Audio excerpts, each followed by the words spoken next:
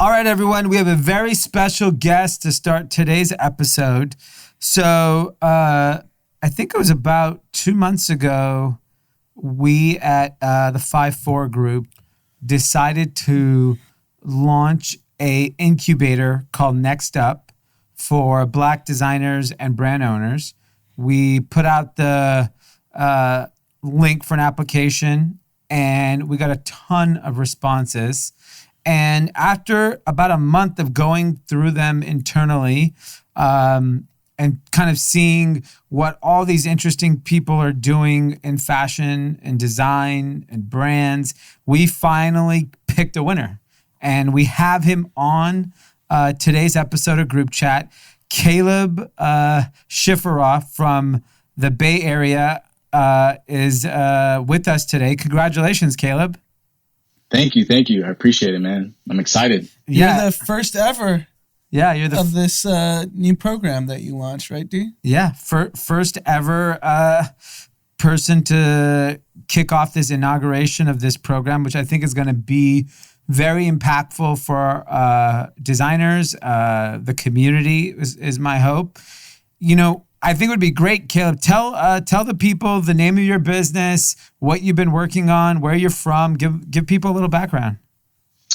All right. So as Dee said, my name is Caleb. I'm from the Bay Area, born and raised. I started my company in 2000. It was 2016, but we didn't launch our first product until 2017.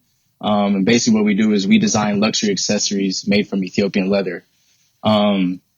This whole idea basically came about when I took a trip to Ethiopia back in 2014, and I saw that the leather sector had exploded over the past 10 years, and the foreign investment in Ethiopia had gone up about 117% in 1 year. And I saw the list, and none of the investors were African.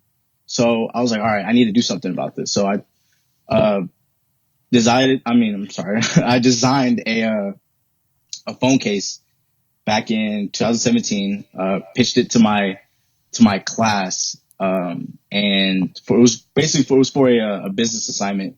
Professor pulled me to the side and told me I should drop out of school and really try to push this full time.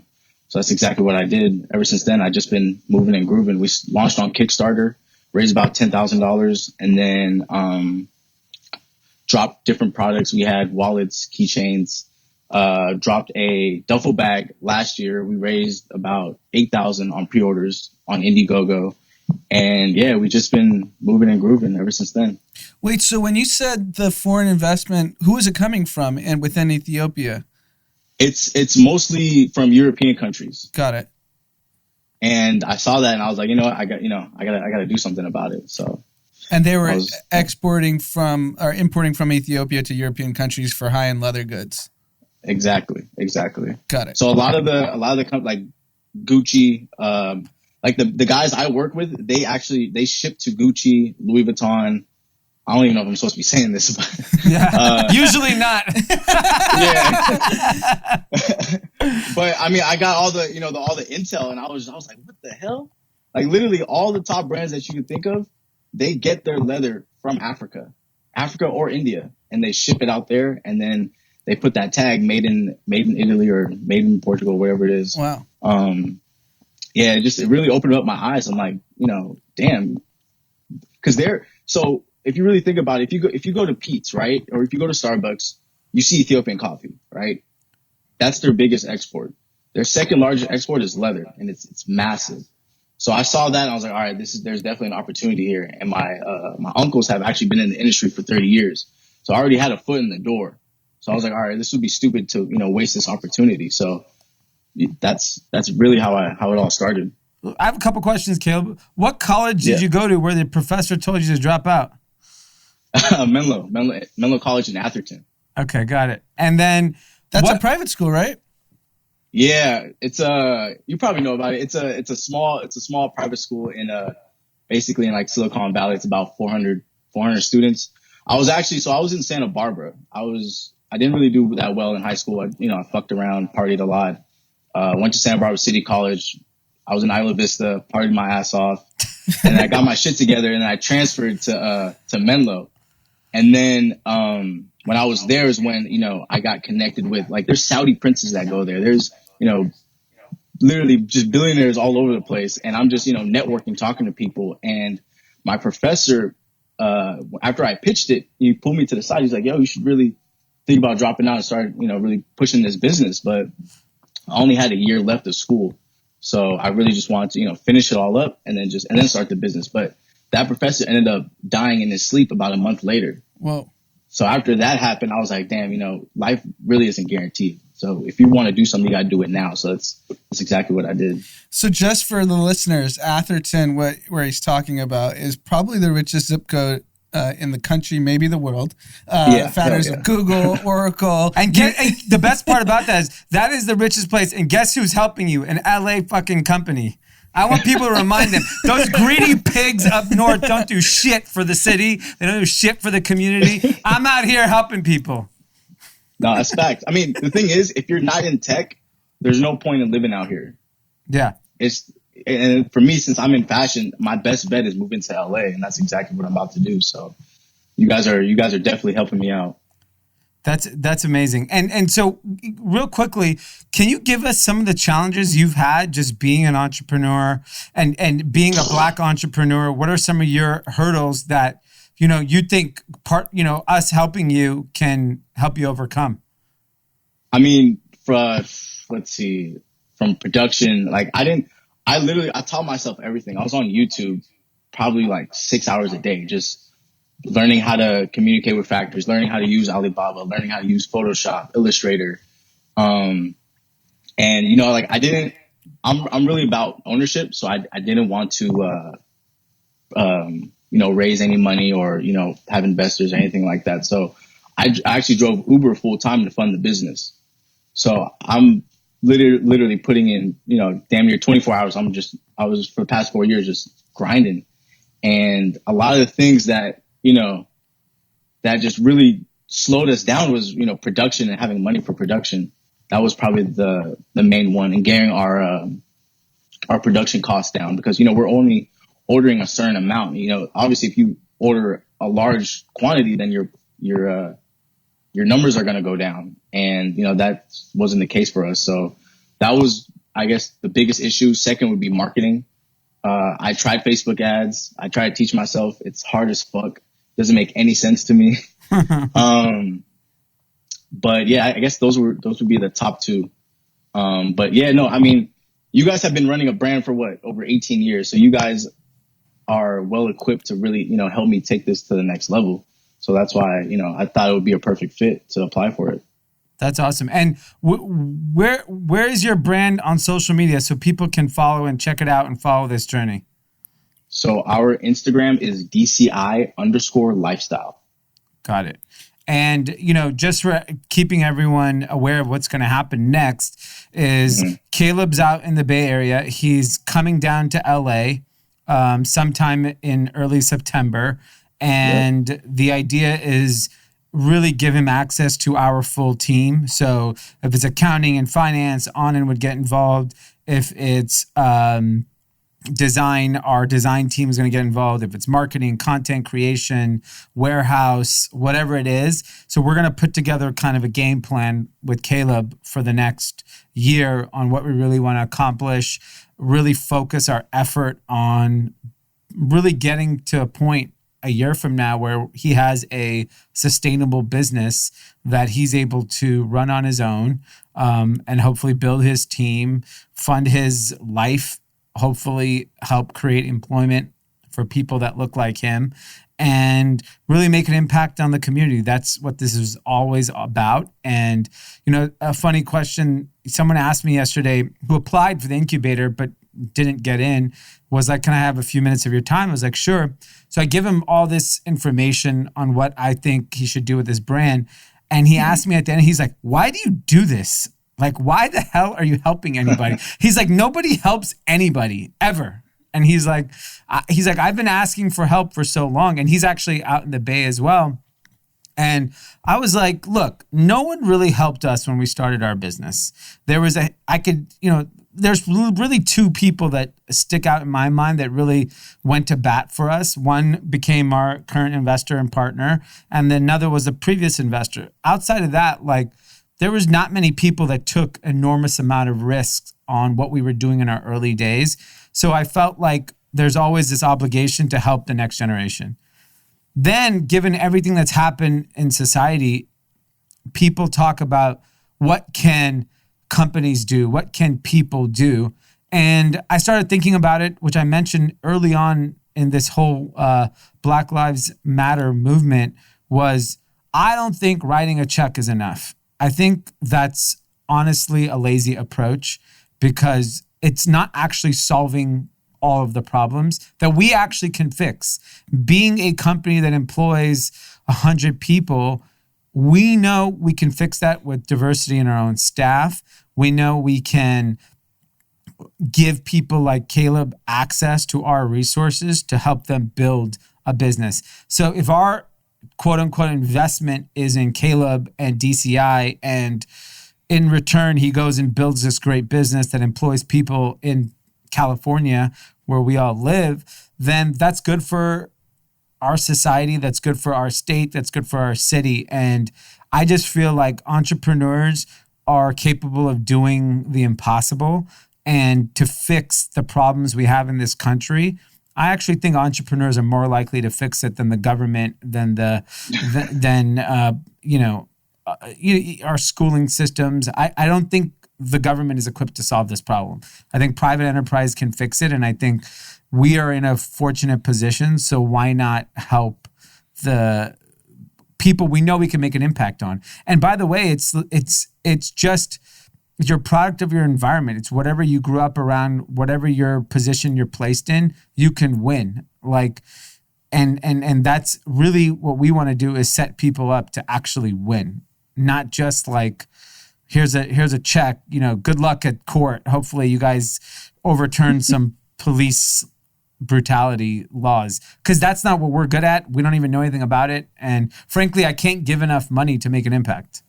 How'd you hear about this incubator program? I remember on the inaugural call, you said you'd listen to Short Story Long. So you're just kind of familiar with the ecosystem, or how did it come about? Well, yeah, I mean, I started listening to Short Story Long, like 3-4 years ago. And then, Drama kept talking about group chat. So I was like, all right, fuck it, I'll listen to that too. So I've been listening to you guys since the beginning. And then you guys talked about it, like 2 months ago, I think. So I was like, shit, this is perfect. This is exactly what I've been looking for. So, yeah. It's awesome. Amazing. Well, we're excited to document the journey along the way. Maybe once you're out here, we'll get a check in with you, and we got to make sure you win. Otherwise, we look like idiots. Are you excited to move down here? Where are you going to live?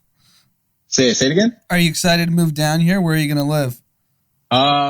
Pete's trying to dump his place off. Oh, really? Yeah. Is that the hustle? Yeah, Pete. I know Pete's trying to pedaling in his Pete's place. trying to upgrade? That raise. Wrong with it, all right? Nah, I mean, yeah, well, Pete's room is definitely an option, but I've been looking at Hollywood and West Hollywood. So I'm narrowing down my choices right now. Actually, my cousin is actually gonna go take a tour of one of the studios that I'm looking at. So awesome. Yeah. Just if you take over Pete's room, just make sure you have a deep clean hazmat suit come in 100%. To really sanitize that room. But yeah, no, I'm excited, man. I've been trying to move out to LA for the past 2 years, and this is basically the perfect opportunity for me. So I'm definitely excited. Cool. Okay, sounds good. Thank you, Caleb. We'll be in touch, and everyone go check out his Instagram, DCI_life, right? Lifestyle. DCI_lifestyle. Perfect. Thanks, Caleb. Thanks. All right, man. All right. And we're in.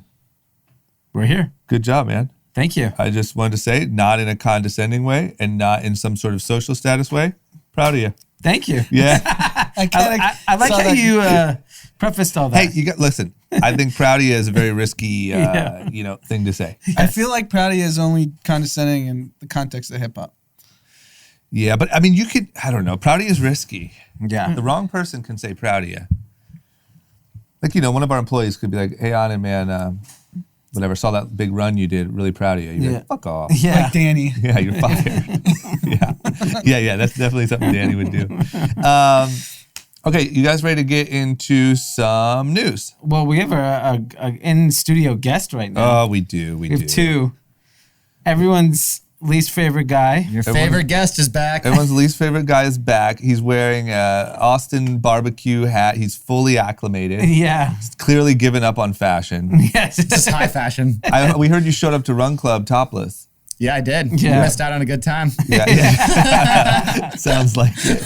What prompted you to show up with no shirt on? It was 8:45 in the morning. It sounds like it's blistering hot. It was pretty hot. It was like 85 degrees. We were going to run 4 miles on the beach. Why would I wear a shirt? Was there a shirt in the car and you just left in the car? Yeah, but like, why would I bring my shirt out to get all sweaty where I could go run, be all sweaty, go back into the car later, cool down, then put a fresh shirt on? That's that Austin mentality. Yeah. Why bring a shirt? Yeah. You just don't care about like all this Hollywood surface level Judging. Yeah. Shirt off. And what brings you back in town? I thought you were living the high life in Texas. I am. I wanted to come home, and my sister had a baby, so I wanted to see her and come and check in on LA, make sure everything's good, make sure Austin's still better than LA, and I'm confirmed Austin is still better than LA. Wow. Why is that? The lifestyle is so much better. LA, it's like, what's your lifestyle? What are you doing there? You're just eating fucking meat all day? yeah. How can you beat that? Yeah, that's pretty good. Is it just simply because things are open there and things aren't open here? There's a lot of outdoor activities to do there. So there's a lot of really cool like trails and hikes, and there's the river. We have all that here. We have hikes, Not trails. really, but no one does them, and you have to drive far to them. Austin, you could walk everywhere, and everything's outdoors. There's space. People are friendly. Life's good. What's the protocol that you had to follow? Because like you came here with us, and we made sure you were tested. Yep. You're going to see a baby. You have parents. What did you have to do? So my mom, I went over 2 days ago to my mom's house, and I was sitting in the backyard and under an umbrella, like by a pool chair, and the umbrella had like 6 feet of shade in every direction. I was just in my little bubble all day, and it was pretty cool. They would just like, I'd be like, "Mom, I'm thirsty." She'd have to get. She wouldn't let me inside. Yeah. So I'd get like everything delivered. It was pretty nice. Okay, that's good. So what's the plan? Austin's it. Austin's it. It's really, Austin's getting so expensive now. So, I mean, tried buying some houses there. I got outbid on everything. And even now, like a 2-bedroom Airbnb, you're fully furnished is like $3,500 to $4,500 a month, which is like almost LA prices again. Yeah, I mean, that's what you were making. So it's starting to get really, really expensive. So we keep bidding on these different places to get like 6-month leases, and we keep losing because it keeps going above market. So we still don't have a place right now, and we're waiting to get a place like in the next couple of weeks. There's a massive flight from Silicon Valley to Austin because San Francisco is uninhabitable now. Yeah. And taxes and everything's closed here. I mean, I think in general, if you live in a big city, you're seeing major flight. But I feel like Austin's like top 1 or 2 of like where to fly to. Well, think about it. If you're not like, hey, if you're, pseudo-liberal like a Taylor, where are places a guy like him can go and still feel kind of somewhat comfortable? And that's open. Yeah, and think about the country, right? Like you could go to Chicago, but then you're going to a big city again, so that doesn't make sense. Yeah. Plus you get weather, you get tax benefit. Yes, that's when you think about you lay off all the benefits and the weather, and probably like I could see Taylor being like a Mexican food queso guy. Yeah. Big time. Big queso guy. He's definitely he's Tex-Mex. He's not traditional Mexican. He's slamming down brisket and freaking Tex-Mex queso. Yeah. It's great. Yeah. But I'm walking everywhere, so I'm walking it off. I feel like Nashville is kind of simple. Like, yeah, Nashville's, that's also on our list. Actually, my girlfriend's saying, because our lease is up in Austin, and she's like, let's go to Nashville for a couple months. You should try Nashville, because Nashville got like super modern and cool. Yeah. Probably not as good as I didn't mind Nashville. Nashville's. I didn't like Nashville. There's no vegetables there. You liked it? No, I said There's no vegetables? No. I mean, in all of Nashville? In the whole city. We weren't really eating. We were going to more like, touristy probably areas. That's probably why, right? I've had so many friends that go to Nashville, and they're like, yeah, the only thing, there's no healthy food there at all. Like, it's just fried Southern stuff. Nashville was buzzing before quarantine because you're right. There's colleges nearby that produce highly qualified people like Vanderbilt and handful of other colleges from the South. Yeah. And companies were building second and third headquarters in Nashville because it's cheaper. Yeah, it's you get cool. cheaper talent. And it feels kind of like Austin. I go there every year for Thanksgiving, and like this last year I think was the first year I stayed, maybe 2 years before, stayed in a hotel and like in downtown, not like a little kid at my aunt and uncle's attic, but and it was pretty cool. No, People were burdened, like it feels like, you know. Yeah, I didn't mind Nashville. I mean, I We like had a good Austin time too. in Nashville. Yeah, we had a great time. Yeah. A lot of Sam Hunt. Yeah, we tore it up with Brady at A lot of same who was like Brett Michaels' bar or something. Yeah, no, Oh yeah, they all have bars. not Brent Michael. Jason Aldean. Jason Aldean's People bar. fight at the Austin bars on 6th Street. So the bars have been closed since I've been there. Okay. They closed like the second week I got there. So we haven't been to a bar once, and they're all like boarded up and everything. But I would indoor hope dining's so. open? I would hope Indoor fighting's dining's still open. alive in Texas. Yeah. You know, fighting is dead here. Yeah, fighting's dead. Nobody Yeah. fights. I don't know. One of my friends said he got in a fight in Austin, and he was actually working out at Equinox, and he's like, some beefed up guy said, "Hey, watch your distance, bro." And he was like, "Bro, I'm far away from you." And the guy started pushing him. That's amazing. fighting. The new reason to fight is because Yeah. you're too close. not respecting distance. And then you have a big trip planned this weekend. You were mentioning. I'm going to Palm Springs with my dad and Robbie, who's also here in the room, his mom, because my dad and his mom are now dating. Robbie, you're not going with your brother? Hey, Robbie, come down the mic, Robbie. Come on, Robbie. You guys are stepbrother, Will We're Ferrell, and stepbrothers. So let's give context. I know people jump in and out of episodes. Yes. Robbie is a good friend of ours. His mom is a good friend of group chat. Made us that surfboard that and we've talked we about. sell her soaps on cleanmonster.com. So all part of the family. Yes. Yeah. And then you have Taylor, who's, clearly part of the family. I think they were childhood friends, right? Let me preface this by saying I was in full support of our parents dating. I was like, oh, my mom's single, Taylor's dad's single. Oh, it'd be fun, like whatever. And now when Taylor talks about it to our mutual friends, it's like, bro, my dad's like hooking up with Robbie's mom. And I'm just I'm like, sure he's saying I'm much just worse. like, I I'm bet just hooking like, up is not the wow, word I wish he's I could just backtrack through this whole chapter of my life. How long have you guys known each other? Probably 3 or 4 years, maybe. Yeah. Oh, that's it. Okay. And then how Yeah. did this happen? Did somebody play matchmaker? Taylor, kind of, yeah. So my course. parents split probably 2 years ago. And then Robbie's mom, we were just like, I have a really good friendship with her, and we were just like kind of talking, and what was it? She was dating someone else. Oh yeah, you got to give this comment. Oh my gosh. This comment is hysterical. Sorry, Mom. I know you listen. We love you. And she was dating someone else. And I was like, hey, my dad's single. You guys should like go on a date. And Robbie's like, Mom, you have a boyfriend. And she's like, well, he's going to die soon. So let me see if your dad's available. Let me get your dad's number. So I gave her my dad's number, and Here we are. Fast rest forward is to history. today. Is the Now other you guy guys are still brothers. alive? You know what? I don't know. Not after he assuming hears he about is. this. Yeah. so my dad just bought a place in Palm Springs, and Lynn goes out there. She was actually his realtor. She helped him buy the place. Wow. Just making You guys are money. just all in one big knot. Yeah, this is it. So Robbie, you're not going, so he's going to visit, you're not? I'll probably end up going just for the sake of hot weather and golfing and hanging out. but- Content. You got to go for Yeah, content content. reasons. Yeah, it's great content. Oh my God, you guys are brothers. Yeah. Yeah. You guys are literally stepbrothers. Like the movie, but the real life version. When you say it like that, I just cringe. As so my hard. little brother, Robbie, I'm actually really proud of you. I just gotta let you know that. On that note, I'm walking away from the mic. Oh my God. Well, Lynn, good luck on the big weekend, Yep. and let us know how it goes, guys. I'm very curious to see how this all plays out. This is like the beginning of a great Netflix film. It really is, man. It really is. And you guys would be great characters too. Yeah. You know? Yeah. Yeah. Damn it. Okay. All right. Well, that's all the news on a personal level Yes. over here at Group Chat. Yeah. Let's talk about news. Let's talk about what's going on in the world. One big thing that I keep talking about, and my mother, speaking of family, works at a school. She loves being around the kids. I think her kids left, and so she takes on. Wait. Sorry, I don't mean Tim. We should start with the Lebanon explosion because that was the biggest thing on the internet. Perfect. And then get into Yep. that, and then we'll do Trump at the end. Perfect. Sorry. You're good. Okay, let's get into the news. A little bit of serious news, and this is perfect for my job here at Group Chat because I don't even really know what happened, but I saw the clips. Right. Lebanon, massive explosion. Looked like a nuclear missile went off. Are we at war? I thought I saw something that said like fireworks warehouse, but that looked too big to be fireworks. What's happening? This is in Beirut, which is the major city in Lebanon. Okay. And I'm sure by now everyone has seen the clips of this explosion that literally like rocked the people taking video of it from so far away. The whole city. The whole city.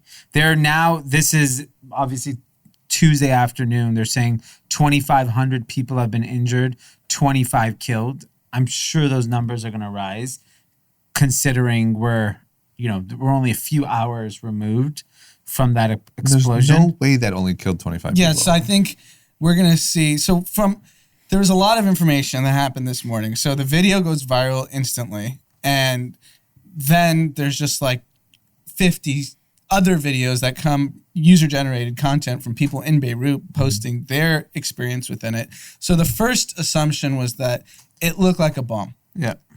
And if you saw the fire started and then all of a sudden you just see like, boom, a massive explosion. Yeah. So from a friend of mine who's actually a Lebanese listener whose parents were born in Beirut, so he has a lot of connections to Beirut still, he told me that this is basically a cargo area in the port that was storing really hazardous chemicals, and ammonium nitrate is the main one, which is one of the most flammable chemicals in the world, period.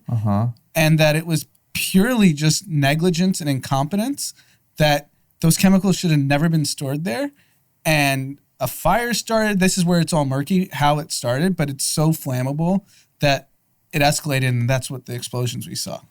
That rocked the entire city. I mean, it was massive. I've never seen anything like that. Yeah. Yeah. So, I mean, we're going to hear, obviously this is going to be, I just hit refresh. I went from 2,500 people injured to 3,000 people now injured, 50 dead. Yeah, those numbers are going to skyrocket. Yeah. And the air is toxic now. Yeah. So let's think about. This is like a Chernobyl. Yeah. Forget the long-term implications of people dying from this. Like if people are dying from COVID and then you turn just toxic air. Yeah. Jeez. Okay. Well, it just seems a little sketchy. The first thing I read, I thought said fireworks warehouse or something. And I was like, get out of here. Yeah, That's it looks like fucking Hiroshima. Yeah. Gosh. Yeah, I'm curious to see what all that comes out of this. Because I believe that in a lot of instances, there are these hazardous chemicals that are just not properly taken care of. Yep. I'm sure it's all over this country, all over the world. This happens. For sure. Even on smaller levels. Yeah, and there was a fire. How did that fire start? They must have cameras overall. It's a port. There should be cameras everywhere. Yeah, so there's pictures of the airport is completely in shambles. Yeah. Like the structure of the airport's gone. And apparently the airport's 30 minutes away from where that explosion is. And that got affected. I'll tell you what, man, 2020 is a hell of a year to be a conspiracy theorist. Yeah. Because here you go. Yeah. Work something up. Yeah. Tweet it. Yeah. Especially like information's murky from different parts of the world. You can make I heard up Oprah stuff. was behind it. Yeah. Especially George when you start... Soros, Oprah, and Bill Gates had a conference call last night. Yes. Yeah. And what do you know? They start blowing up today. Yeah.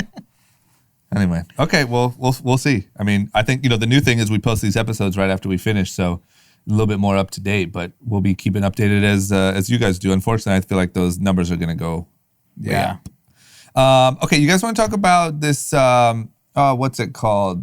A coronavirus? Yeah. We haven't talked much about it. I thought maybe we'd mention some things that are going on. Okay, so here's one thing that I don't know if I've shared or not. My mother works at a school. And she's really enjoyed it and likes, I think, being around all the kids and likes that kind of, getting out and being around young kids. But like now we have this whole new issue.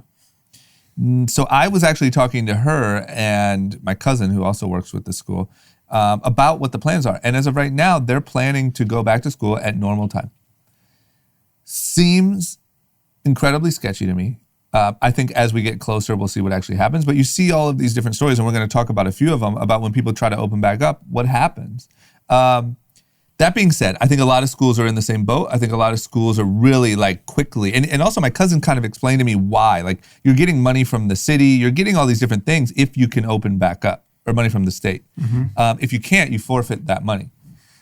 So there's a lot of incentive and whatever, but everyone's trying to figure it out. No one's really seemed to figure it out except one school in New York.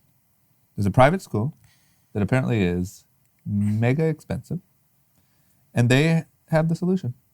They have it all figured out. So all we got to do is follow them. So Avenues, New York Okay. is the name of the school. They apparently have campuses in New York, Sao Paulo, Shenzhen, and the Hamptons. Wow. They charge $48,000 a year. Jesus Christ. For what grades are we talking about? This is high school? Grades 4 to 11. 4 to 11. What do you do in 12th grade? Yeah, you're probably just so like, they're like, you know what, you're fine. Yeah, you don't even need to take a Take year a off. year. Yeah, go to Europe. Go into rehab for 1 year. Yeah. They have a Hamptons country day camp, which also is a school that they're housing kids who have moved on to the Hamptons. Oh. God forbid you live in the city now. And they also launched an online school at a much reduced rate of $30,000 a year. How nice. Yeah, and 400 students have enrolled into this $30,000 a year school. Then they have another program called Avenues at Home. Okay. So, you're a little concerned with the online schooling. So only 120 families have opted for the extra help. This luckily only cost, in addition to your tuition, it costs $65,000 per household for the first child and $45,000 for each additional child on top of tuition. Okay? Okay.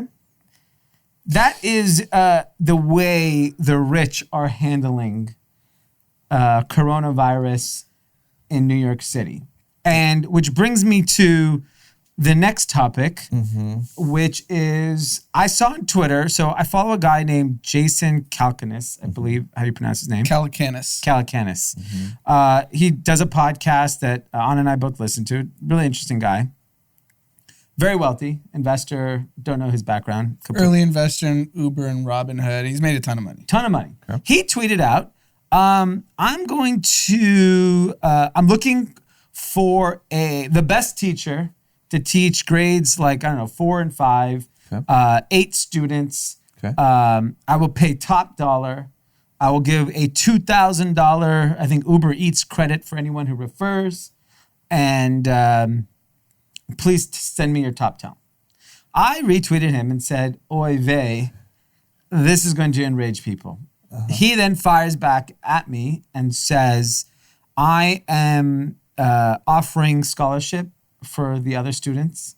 And I am, what did he say exactly? He came back and said, we are offering 100% scholarships for folks who can't afford it to chip in. If you live in the Bay and are in the 4th or 5th grade, we will take applications based on merit. And he said their kids are currently in public school. So this is an alternative. How's he choosing the other? It's his friends, family friends? We don't know. Applications. He made it very broad. Okay. And he just got destroyed. And the point is that you're going to go ahead and take the best public school teacher out there away from the district. How are those 7 or 8 students going to get filled? And what about the rest of society? And my honest opinion is, if you're doing that, good for you. Congratulations to you. Shut the fuck up and just do it. Just shut the fuck up. Yeah, don't have to announce it to everyone and don't give $2,000 Uber credits. Yep. So you look like the exact problem of what we're talking in society, which is he's actually a smart, probably a generous person, not a bad person, but like he went out to social media and talked about something that's extremely sensitive, which is inequality. And we already have so much inequality in everywhere else in life. And when you read Avenue School, you want to beat up those kids. Yeah. You're paying $65,000 for Avenue at Home, plus $48,000, or plus the $30,000 online school. And God forbid you have 3 kids. Yeah. I mean, fuck off. I agree. I mean, this is my point. I have zero issue with him doing this. Yeah. Just exactly what you're saying. Like, this is happening all over the place. Yes. And in every city, there's some version of this happening, especially in LA, New York. Just shut the fuck up. Yeah. Why do you feel the need to tweet this? Because he has a podcast he's pushing, a YouTube channel he's pushing, his 350,000 followers. Do you think he maybe likes it? Yes, Because TMZ covered it. He got on CNBC. It's on TMZ. It's on TMZ right now. I saw him on TMZ. I saw Like fucking what? Podcaster, rich podcaster? Fucking yeah. inequality? Celebs need to get out there. We need celebs partying. Where's Lindsay Lohan? Yeah. If this is what TMZ's covering. TMZ should not be covering this. Someone at TMZ should be removed. You should not be talking about this. Okay, so he's probably hyped. He's Oh probably yeah, for him, he's exactly. great. He won. He probably has, instead of 8 scholarship, he probably has to give out 30 now. Yeah. You know, but it's a cost of doing business. Plus, you have topics for your podcast for the next 2 months. Yeah, because what happened is he then tweeted out, I found something more controversial than masks, homeschooling. Yeah. Oh, he loves it. He Yeah, loves you it. should. Maybe you guys should take advantage of this. You know, Taylor always said controversy wins. Yeah. That's how It you does. get more followers. you guys should post like, "Hey, I'm looking for the best." Like something so insane. I'm looking for a Mr. Chow's chef. Yes, for lunch. I'm looking for the for children. the number one chef at Mr. Chow's that cooks vegan For my children Yes. for their lunch break. for just lunch. I wonder if Mike Mancias can do phys ed. Phys ed. And also, we need the best teachers in all categories. It'll be mine and Anand's And I'm children looking only. for a platinum recording artist to teach my son Jay guitar. Sean. Yeah, Jay You Sean. Sean gotta will piss be- people off more, even crazier. I'm looking for the best public health people and best public doctors at all the Yes. best public hospitals. Oh yeah, that's Yeah, it. you gotta Also, steal- private. I want the school nurse to be Yeah, all Fauci. the best school nurses. exactly. You need to steal. Fauci's a school nurse and Oprah is the counselor. You need to steal resources from communities in need. Yes. So we should go to LA County Hospital, take their top 4 doctors. Yes. go to Children's Hospital. Go to Children's Hospital, take the head of pediatrics. Yeah. You're Yeah. coming with me, buddy. Yeah. Okay. Yeah. This is good. This could really blow up the pod. And then we'll just talk about it for the next 3 months. Just Yeah, like, then you go know, on Dom some- hasn't had a sore throat in 7 years. No. Yeah. And we allow And his the jump doctor shot. to see 2 poor kids a month. Yeah. Yeah. And we've decided. 2 ethnic kids get medical care because of us every month. We have decided we will offset the deductible for one ethnic kid. Yeah.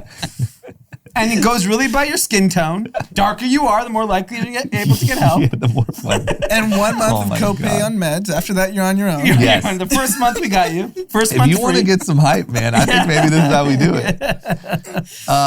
Okay. Well, I mean, then I guess good for him. Like, that was my only criticism because I don't care. I think rich people are going to do this. And to be honest, if I was rich, I would want the freedom to do the same thing. Yeah, I agree. I have no anger towards him wanting the best for his children. All good with that. It's just like, don't announce it. Yeah. I mean, if you're that rich, Yeah, do whatever. your thing, man. Yeah, and the follower thing, why it's interesting to me is because on his podcast, All In, which we listen to, it has Chamath, who is a billionaire, ex-Facebook employee, investor, David Sachs. Oh, they're all PayPal. on the same pod. They're the whole crew. Yeah. David Sachs, early PayPal, created Yammer, sold it for $1 billion. The other guy's David Friedberg. He sold Climate Corp for $1 billion, started Metro Mile. So they're all billionaires. Yeah. And on the podcast, Jason Calacanis said to Chamath, after you went on your little outrage rant on CNBC where he said, fuck your Hamptons house. I don't know if you guys remember that. No. Where he was basically like, I don't care about your Hamptons house. Like, break up these companies. Basically, like, Destroy. just like break up the norm. And he mentions on the podcast, like, you added 150,000 followers.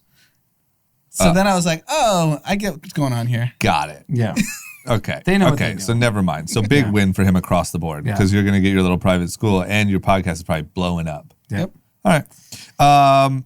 And then another thing is the restaurant, industry obviously just continues to get absolutely hammered. And I think, I think when we look back at this, we'll obviously talk about hotels and travel and whatever, but a lot of those guys are getting bailed out. A lot of them are bigger companies.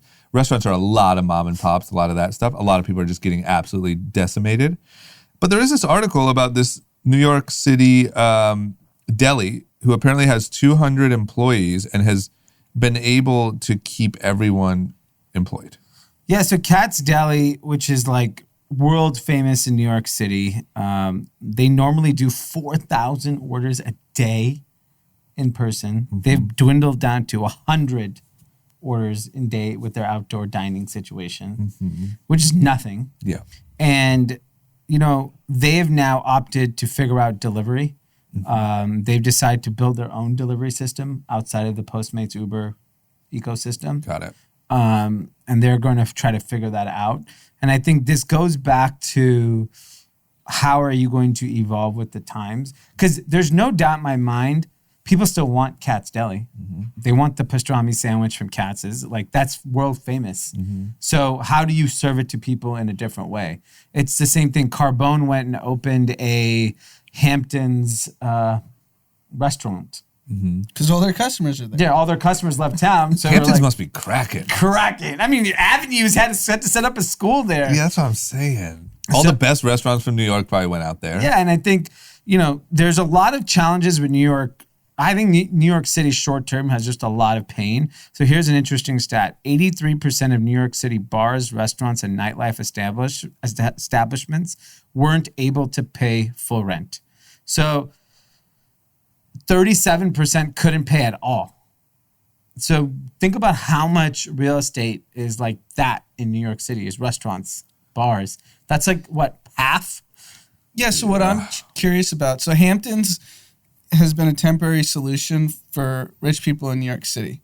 And it coincided with the weather turning good. Yep. So March, everyone shuts down. Weather's starting to get better. Everyone goes to the Hamptons anyways. They went early. Yep. What happens when the weather turns? Do they go to Florida? Do you, or do you just stay in the cold Hamptons this year? No, you go to Florida. Austin, Texas. Gosh, that's Those really people over. can't go to Austin. I think Austin's only a 2.5 hour flight from New York City. 3 hours max. I know, but wouldn't you rather be at the beach? Yeah, I think you'll see... surf or ski, Jerry. Yeah, exactly. This level of rich is just different. Yeah. When you have private teachers and like you're like, I'll head down to Florida. I think Hamptons are getting kind of chilly. Yeah. Or they go to Aspen and ski. Avenue School is going to open a Miami South Beach division. Yeah, they should have an Aspen, South Beach. Just fly a couple teachers to every place. I mean, if you're kind of forward thinking, I think Aspen real estate for the winter, you can make a killing. Yep. Why? It's already expensive. No, I bet prices are going to triple for the week-long stays. I agree. I think ski places are very popular in the winter, but I think if you can make South Florida more livable, to me, that's a bigger opportunity. Yeah, I think there's a lot of reports of rich people in New York are fleeing to Miami and whatnot, but you are posing yourself for risk if you're scared of the virus. It's not, those are crowded areas. It's not like Miami's. The reason I said Aspen, it's like it's pretty spread out. There, a finite number of people can even be there because there isn't that much housing. But I wonder what they do. Don't you think that level of rich, like they probably have a chef? Like they're probably still doing their version of like social distancing, but you just get the local chefs and the weather and the. I mean, our boy, I'll say it because he posted it. Our boy Rich from Fashion Nova is in a beautiful mansion. Beautiful in Miami. In Miami. Yeah, that looks like on one of the islands. Yeah, that's the move. Yeah. I just feel like, don't you feel like, kind of to Anand's point, like rentals in all these places have to be just on fire? Everywhere. I think a rental anywhere, even, I was talking to a friend, even to rent a place in this neighborhood, you can't find anything. Is that just New Yorkers coming here? Who's coming here? No, because things are closed here. I know, but everything's closed everywhere. It's just you want to change the scenery. It's like weather and pool. There's the Austin version of Taylor. It's like, fuck Texas. I'm going to West Hollywood. And everyone I know who's at least my age, all the leases, they're letting them expire. And they're saying, hey, I'm going month to month and just renting in different places. You like Shoaib from Buffy. Yeah. Him and I went for a hike yesterday at Runyon. Him and his fiance are, because he's working from home, he's like, we're in LA this week. They were in Malibu the week before. They're going to Lake Tahoe. They're going to Yosemite or wherever. They're like, you can't be in an office, so we might as well travel. Yeah. Basically, people aren't working because if you're traveling that much, just transit time means you're not being that productive. But no one worked before. Yeah, you weren't working in the office. Yeah. Now you might as well be in the Grand Tetons. I think like a lot of people in leadership roles at a lot of these companies with the work from home thing, like you can do it fucking anywhere. Yeah. Because what are you doing? You're just directing people. Yeah, what's our... You do this, you do that, change the color. Yeah, this, all right, yeah. I don't know. It's really interesting. I would love to see a really detailed, really well thought out podcast about how different rich people are handling Corona. Yeah. Because I also feel like you're not like people aren't traveling, but they are still spending. They're spending that money on these rentals and on just like absurd things like that. Yeah. Like since you didn't go to France this year, Yeah. you'll stay in 17 different houses around the U.S. So actually, we talked about this on Behind Closed Doors. So my friend who flies private sent us a log of where this particular plane had been over the last like 60 days. And I'd he love just to know sent it that. just to like see the cities where rich people are going. Here it is. Okay. Cabo, Okay. Aspen, Jackson Hole, Wyoming, Montana, Martha's Vineyard. The great outdoors. Yeah, the great fucking outdoors. That's where private jet flying folks are going. I mean, those are the only places I would go. And the joke that he made is he's like, you have the whole country worrying about masks at Walmart while rich people are like, Cabo or Jackson Hole this weekend? Yeah. Like, do I want to be beach or am I more of a mountain guy? Yeah. Beach during the week. Yeah. But bike riding on the weekends. Nature on the weekend. Yeah. God, And it's fuck so the poor funny. while they're at it. And who gives a shit if anyone's wearing a mask at Walmart? Yeah. Let's steal some teachers from those poor kids, by the way. Yeah, it's just funny to me, like, because I feel like when you can go anywhere in the world, people rarely choose the U.S. But now that you can't go anywhere else, it's like Yeah, so Jackson Hole becomes real. right, because he can't go to Ibiza and Mykonos anymore because Yeah. we're not allowed. These are the hot spots. Yeah, and I think people are still coming to LA, and just like, why not? I'm going to come to LA. I'll join. There's a guy saying exactly what Taylor just said about why he moved to Austin. Oh, there's trails, there's hikes, there's beaches, there's bike riding, and literally came to LA for the same reasons. He goes, there's so much space. There's this, And there's Erewhon, and there's girls. Yeah, there's hot girls. And so it's like, I think it's happening all over the country where people are just discovering every city. I don't know if anyone's going to downtown San Francisco and be like, oh my God, I just discovered this city. There's just feces everywhere, needles. Every so nice. I feel so. Anecdotal story from San Francisco that I see on Twitter from random people is like, I've never seen more moving trucks in my life. The whole city is filled with moving trucks. Yeah, it's time to go. When's the next season of Silicon Valley, man? I need that to be in it. That ended. Oh, it's over for good? Yeah. Shit. Yeah, other than like talent and just that's where the industry is centered, why the fuck would you live there? Yeah. Right now, there's no reason. Okay. Okay, well, let's talk about LA, by the way, as one of the big destinations for, people to come, especially the rich. Also, a place where a lot of rich people like to live is up in the hills, off of the famous Mulholland Drive.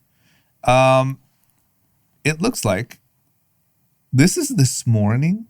Yeah. This morning, there was this story doesn't even seem possible, especially in the age of quote unquote social distancing. So at a mansion off of Mulholland on Beverly Crest, there was a massive party.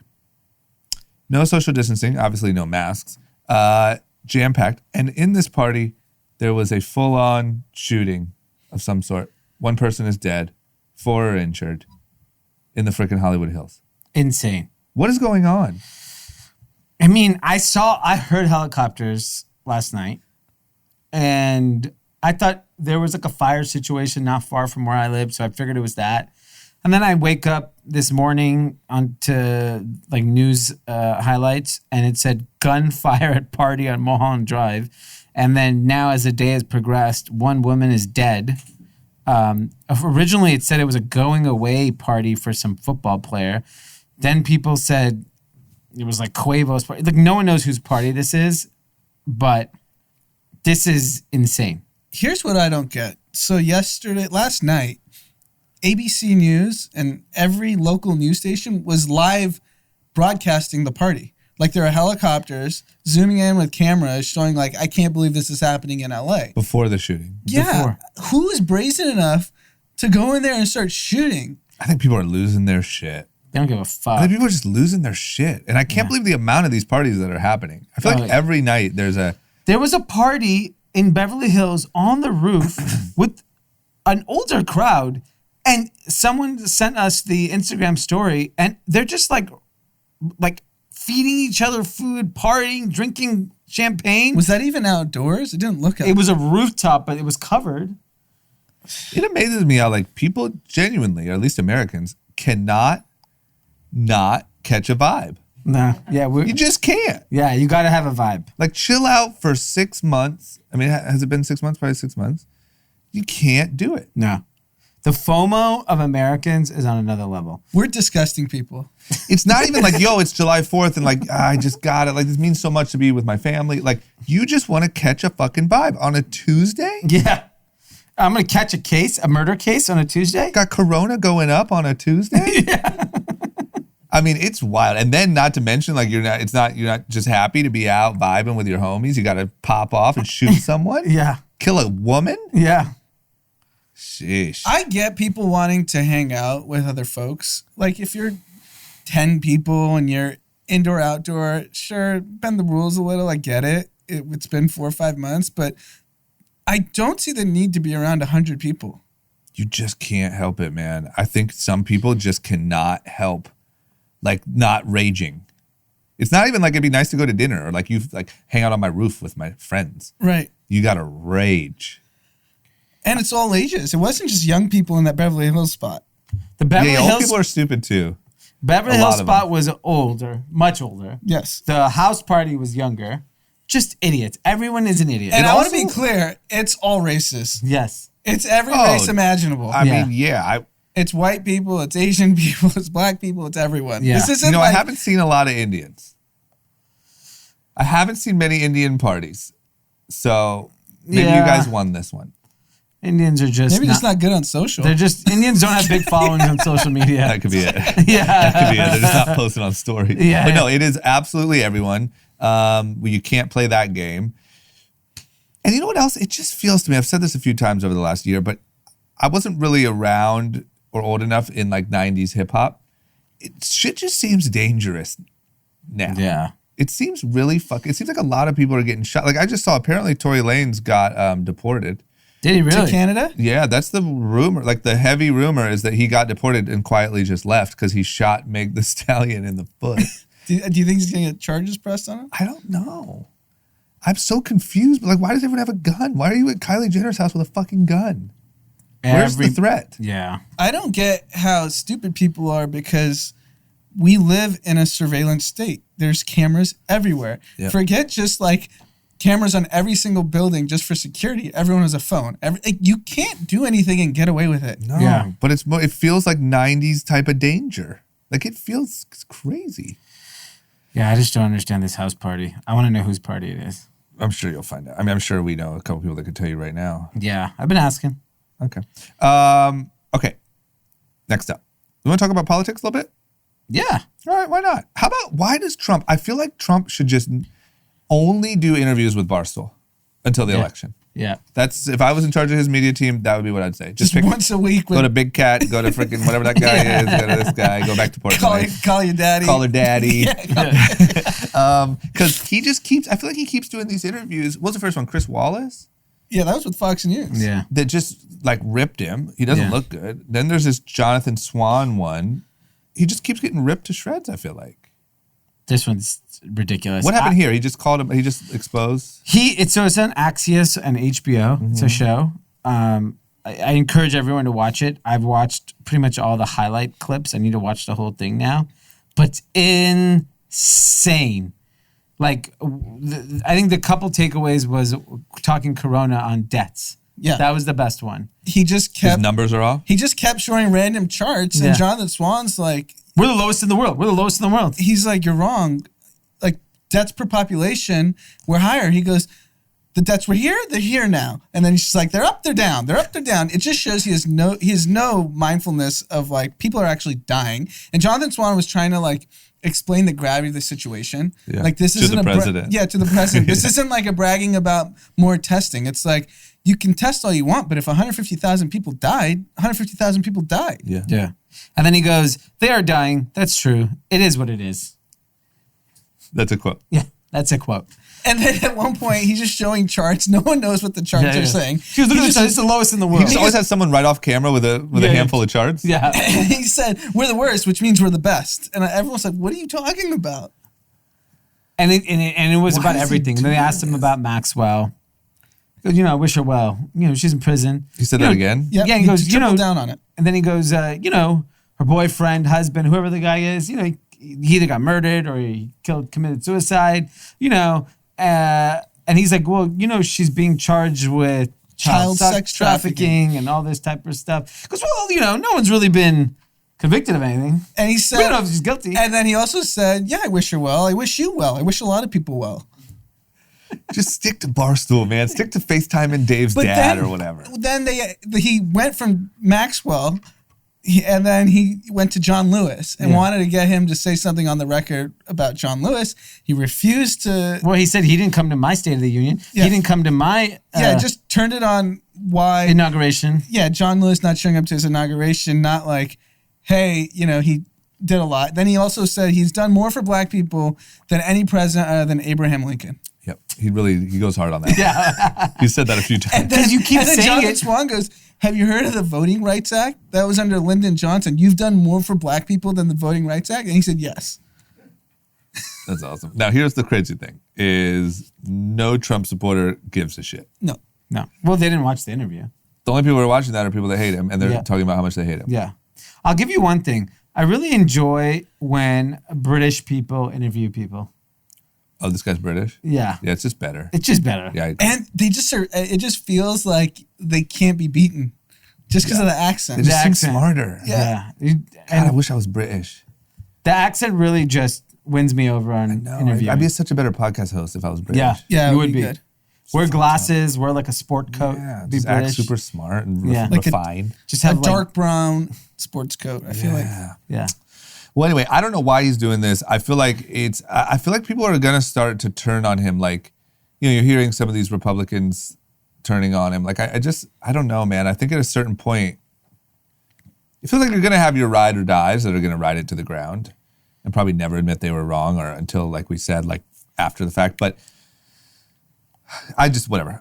Here's the point: could not for the life of me call what's gonna happen in November, and it's gonna be a wild ride until we find out. And I will also say, if you watch the interview, it's just classic Trump, just deflecting, not answering anything, calling fake news. But what I did notice, which is like pretty noticeable, is he's not as good of a counterpuncher as he used to be. Yeah. Like he's lost a step. He lost it. Like 2016 Trump would not have let Jonathan Swan just eviscerate him on national television. Yeah. I think that, like, look, remember there was that moment when, like, all the corona backlash or whatever it was, you could see it getting to him. Like, you could see that, like, he was breaking. Yeah. And there's got to be a part of him that's like, how much can you take? Like, you're just exhausted. Yeah, I agree. And I think he himself, to me, is at that stage of like cognitive decline. Mm-hmm. He's not far from it. I think he's battered. He's been fighting people for 5 years. Yeah, they got to start I mean- calling him Dementia Donnie. Yeah. I don't know give if- him a nickname. Yeah, I don't know if it's a combination of cognitive decline. He doesn't even feel like he wants to win. Yeah. Like he wants to win because of his ego. That's But it. he just looks like, I'm sick of this shit. Yeah. Yeah. I think that's it. I think he got in there. He didn't even really want to be in there. People started fighting him and saying he was incompetent. And he's like, oh, yeah, I'll show you. And now he just wants to win because he can't step away Yeah. or do anything close to a loss. Yeah, I just don't understand why he's even running for re-election. He could have actually just skip this whole thing. Yeah. Just be done. He just can't. It's over. To him, that's giving up. That's losing to every journalist, every... Yeah. And he hates Obama so much. Yeah. Yeah. Obama won twice. Yeah. If Yeah, you get- got to win. Yeah. you You got to gotta try to win. win 3 times. Yeah. And you know he's going to try. Yeah. Okay, what about this too? We talked about, I think this might have been off air, I don't remember, but we talked about how like mob infested New York real estate was in the early days, and how, Trump had a mob lawyer, just all these kind of connections to whatever. It seems like he might have absorbed some of their tactics. Yeah. Because this TikTok thing is progressing. So it obviously went from like, I'm going to dead it on Saturday to like, Microsoft's going to buy it. No, I don't want Microsoft to buy it. No, blah, blah, blah. Yes, blah, blah, blah. The current update is he is setting a date of September 15th. If it hasn't been figured out by September 15th, it's dead. Somebody should take it over. Microsoft, a great American company, should take it over. He doesn't really see the reason why you would take over a portion. That's really messy, really hard to pull off. Take over the whole thing. Yeah. But if you're going to do that, because he and the United States allowed you to do that, you should be paying a tax. You got to pay a VIG. You got to pay. You got to pay the protection. Yeah. You And know what I so U.S. government isn't in a position to take a cut of something like this Yeah. unless TikTok and the Chinese government say, "Hey, here's Trump. Here's 10%. You're the banker on the deal. Yeah. Here you get a cut." I don't know how he came up with it. I like his thinking.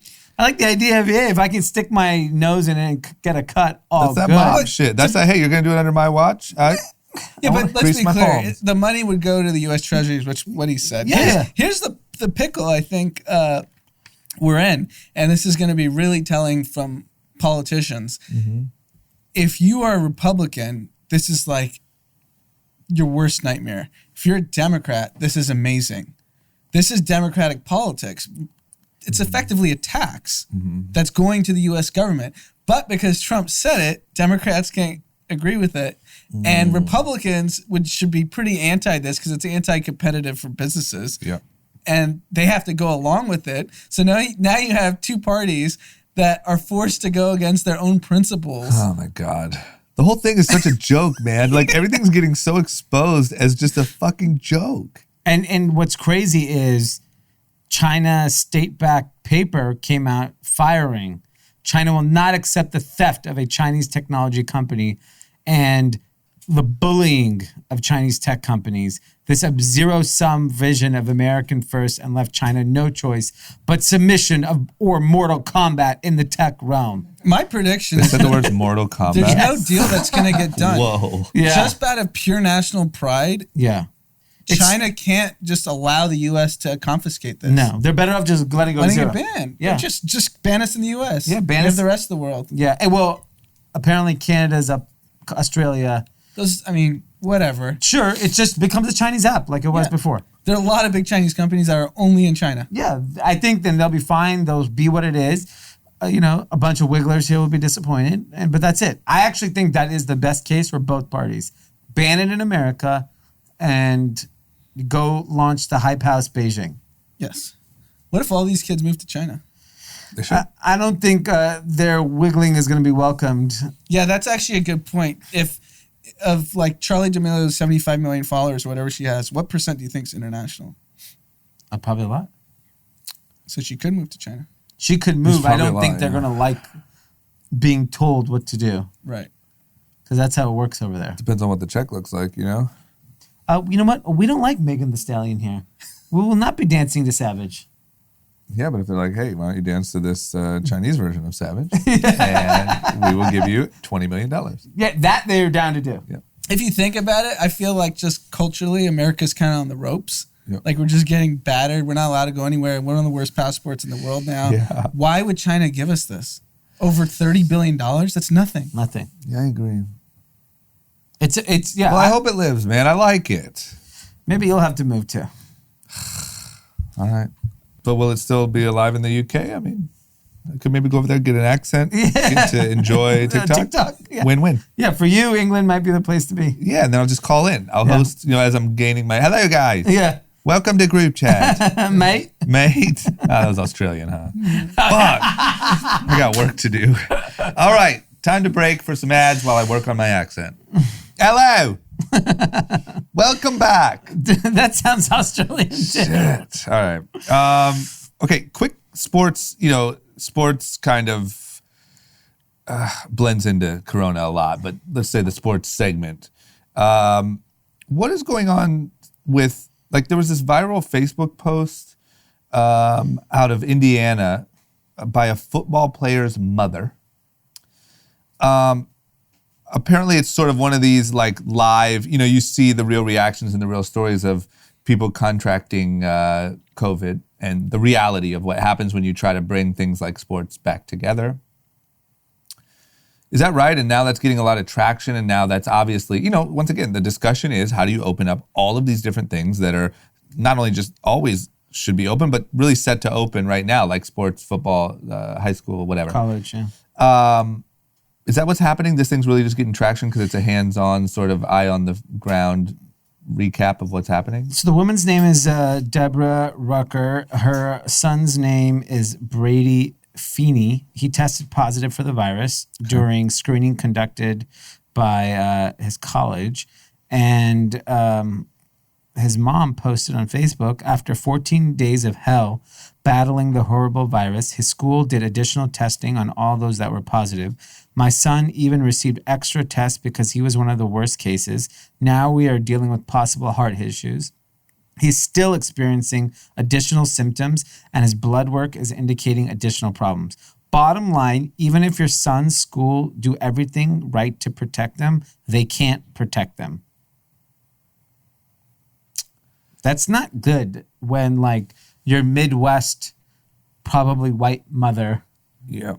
He's Post definitely that. white. The problem is I feel like this is going to be the repeating story throughout the fall. Yeah. Because everyone, like I said, I've talked to my mom and my cousin about it. Like, you have all these incentives. These principals and superintendents feel like they can't tell parents. Like, parents are outraged. I think the number, they did a poll and like 60% said, yeah, you better start school. I'm not keeping my kid home. I got to get back to working. I got to whatever. I mean, unless you're, okay, there are many professions like manufacturing. Obviously, if you work in any retail, you have to be at home. But there's still a lot of professions that are not requiring people to go at home. Yeah. So I think it's like trying to find a balance. Because I understand childcare is actually the number one reason why schools need to reopen. Yeah. That is a humongous problem. So we need to find a way for children to get proper childcare. But opening up, like a school in Georgia just opened yesterday. I mean, the hallway's packed, maybe 8 kids wearing a mask. There's no way. Yeah. And all these old teachers and like, Yeah. I don't know, man. It's just a total clusterfuck because we didn't do any of the necessary things in April and March. This was not going away. The virus is here to stay. Our only hope is a vaccine. We're going to be forced to open up because of all these different factors. Yeah. And people are going to die.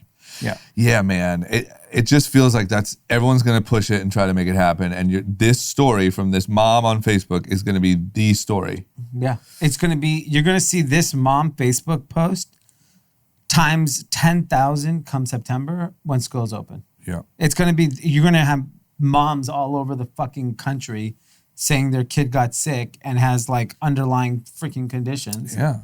And or like, you come home and mom gets it, grandma gets it, older teacher gets it. Even if kids, they keep saying this like, well, kids don't really, they aren't affected the same way. This guy's a college athlete. Yeah. Yeah, I think the biggest thing people are misunderstanding is I get the death rate percentage is low, but what's extremely high is how contagious this thing is. Yeah. So despite the percentage being low of you dying, the absolute number is going to be staggering. Yeah. So 150,000 people dying of a virus that's only been here for 6 months is staggering. Mm-hmm. Mm-hmm. And I get the percentage, just the absolute number is going to be shocking. Yeah, I think the numbers, I think the poll it's also the school I went to for high school, but I think it was 60% said, absolutely, you better open. Only 40 said, no, we'd rather not. Because I get it, everyone, you got to watch your kids, you got to this, you got to that. I don't know. It's going to be the a shit show. childcare issue is such a problem. Okay, but let me tell you who's not down for it. Yeah. Odell Beckham Jr. No. He's saying shut her down, no NFL, not feeling it. You're seeing a lot of athletes. And so baseball is a disaster. Already. I mean, everyone, if you play baseball, you have corona. If you own a baseball bat, you probably have corona. I don't know what is going on in that sport. They're like making out after And they're the so games? far. There's no other sport where they're that far away from each other. Yeah, no, exactly. You're literally like a mile Well, away. the 2 teams that got infected, one was they went to a gentleman's club, which is the Marlins, and then the Cardinals all went to a casino. Got it. So it's not on the field. No. Okay. God damn. I mean, so I have to believe MLB is going to get canceled. Yes. I don't think MLB makes it through the season. I mean, there's over-unders of like days. Like, is it 8 days or is it 7 days? Because even college athletes now are speaking out too, right? So college, I mean, this post I think is so big, the one we just talked about. Yep. Which is going to scare a lot of collegiate athlete parents. Yep. There are some parents and there's some kids who are so bent up because this is their shot to make a living, go to the pros, do whatever. Totally. They may say, at all costs, I'm going to play. Someone like Odell Beckham, who is extremely wealthy, he can make whatever decision he wants that's best for him. Yeah. And in his case, he's like, do I really want to take the risk? Because everyone says, oh, you just get the flu for 2 weeks. And now this poor kid has heart issues, blood issues. I don't want to get it. So here's the problem. That's the type of shit that sketches me out, man. Here's the problem. The dysfunction in every league outside the NBA, if you compare it to baseball and football, at least, forget the other sports. Yeah. Because no one cares about the other sports. Sure. The point is the NBA came together because their best players privately all had this call apparently and said, we're playing, which is LeBron James, Chris Paul, and a handful of other guys. So you had leadership from the top that then they had the best commissioner who was like, okay, let's figure this out. They go out, reach out to Bob Iger, and then realize the only way you can do this is a bubble. Yep. The only way a professional sports league can work and finish a season is in a bubble. NBA is proving that, and they're doing it successfully. There's no positive tests within the bubble. Yeah. Baseball, like, what are you doing? You're getting on planes, staying in hotels. You're going to casinos. NFL is going to be a bigger disaster because the team is 100 people. Yes. It just blows my mind that this late in the game, people are still like, yeah, but not us. Yeah. Like, we'll fucking fly around the country, go to strip clubs. And I saw 2 NFL coaches have it. Who do they think they're, Taylor? Yeah. Who the hell do you think you are, Taylor and Pete? Yeah. Pete definitely is getting it, man. If Pete doesn't come back with it. To be fair, Pete was not welcome back today. Yeah. He's back in the city? He's back in the city. He came, picked up his laptop in the morning, said, go get tested, get clear, get tested again. What's the incubation period? 5 days? 4 days. So Saturday was the wedding. Okay. So Wednesday. Yep. He's got to get it. He's got to get it. I'm sorry. I love him, but he's got to get it. You don't even want to see that. That means you'll get it. No, I wanted him to come up in the test. Okay. Just for the purposes of content? Yeah. Just for the purposes of like the world making sense. Like, because we're talking about all this shit. You think you can go to a gentleman's club, you think you can blah, blah, blah. This guy's at a fucking wedding, indoors, slammed with people. Yeah. You got to get it. But the problem, also the issue is the NBA players from the top, LeBron and Chris Paul, realized if you don't figure out how to finish the season, there's long-term ramifications. Sport loses. The sport's going to lose revenue. And if you compound that, your sport is in jeopardy. So like baseball and the NFL, like their stars don't even want to play. Mike Trout said he didn't want to play. He's playing now. Odell Beckham's saying he doesn't want to play. Yeah. And if you don't have proper leadership, the revenue that if the NFL season doesn't happen, disaster. I mean, billions of dollars that is. Yeah.